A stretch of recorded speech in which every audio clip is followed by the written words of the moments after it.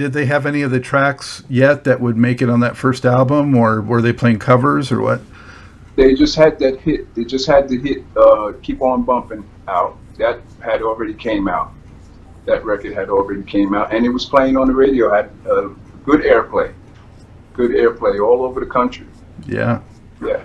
Yeah, that record to me, I mean, I love so much funk, but and there's so many classics during that period. It's a classic era, but still, that track just stands out. I mean, it's so catchy, and it makes you feel so good, and it makes you just bounce, and the changes, everything just is great in that track.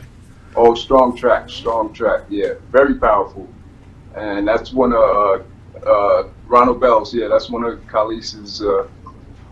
You know, that's his touch. That's his touch on it. Once you hear that, that's his touch with the horns and the rhythm. Yeah, that's all him. Even though it's so long, you still never want it to end. At least I didn't. That's when he put that little party part on the back where everybody was like partying. Yeah.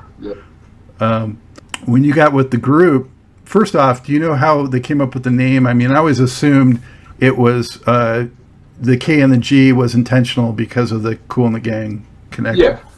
Yeah, that's pretty much how they came up with KGs. Yeah, KGs. We were the little brothers. Yeah, so KGs, copying off of them.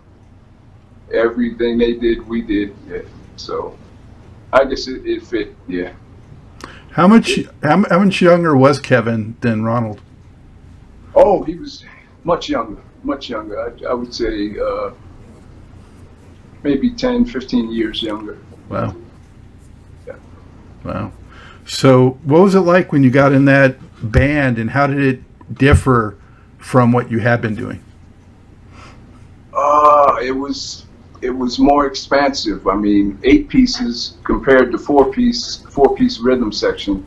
That 8-piece, we could do so much more. We could do so much more with the music. I was playing keys. Also, Kevin was playing clavinet and guitar. And we had the bass player, Mike Cheeks. Drummer, his brother was Callie Cheeks. Their cousin was playing congas, Wilson Beckett. Then we had the horn players. Dennis White was on tenor. Ray Wright was he was playing trumpet. And then we had Peter Duarte. Peter Duarte was playing the alto. And yeah, those guys were great. And we were all from the same area, around the same area, basically same high school. Yeah. I think some people wondered, if it was the same horn section for both, but the KGs did have their own horn section. Yes. Yeah. Yes, we did. Everybody really thought that it was Kool and the Gang's horns playing the horn parts, but no. Ronald would teach our horn guys the parts, and they sounded just like Kool and the Gang's horn parts. Yeah. But they actually played the parts. So, Kevin, when you went into the studio, I assume, to work on what would be the album. They already had the track out, and then they put an album around it. Yes. What do you remember about that experience? What I remember was Ronald taking us into the studio, and he had all the music. He had a couple of he had a collection of songs that he wanted to do. I think the other one at that time was Who's the Man with the Master Plan? I think we worked on that, and then went to some other stuff that he had. But he had so many songs that we just went right through them and learned them. We took them back to the practice hall that we had, learned them, then went to the studio. I don't know if we did them one by one. I think we did the whole album as a whole instead of doing track by track. I think we went in and did the whole album. So there's maybe, I forgot how many songs were on that first. I have it here. It's 10 tracks. 10 tracks, yeah. That came out in 74.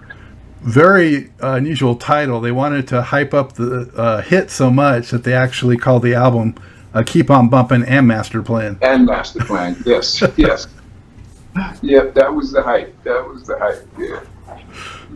How much did you kind of formulate your own keyboard parts on that first record, and how much, how did Ronald Bell direct the group overall? Basically, he had the songs already.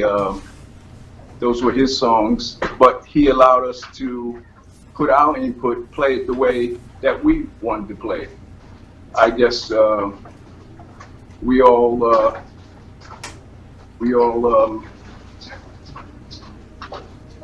put our input into it as we felt. Play what you feel. He let us play what we feel. We had to stick to the parts and the changes, how they came, but you could variate on a chord. You could substitute other chords, or you could use some improvisation. He would allow that, and things that he liked. If he didn't like it, then you couldn't change it. Yeah, you just play it straight. He'd tell you play it straight. Yeah, play that straight. He wanted to keep it simple, of course, for commercial reasons. Keep it simple. Don't get too far out there. Don't put no jazz stuff in there. We wanted airplay, and that was the direction we got from colleagues. Steve, he was great. He was a great mentor.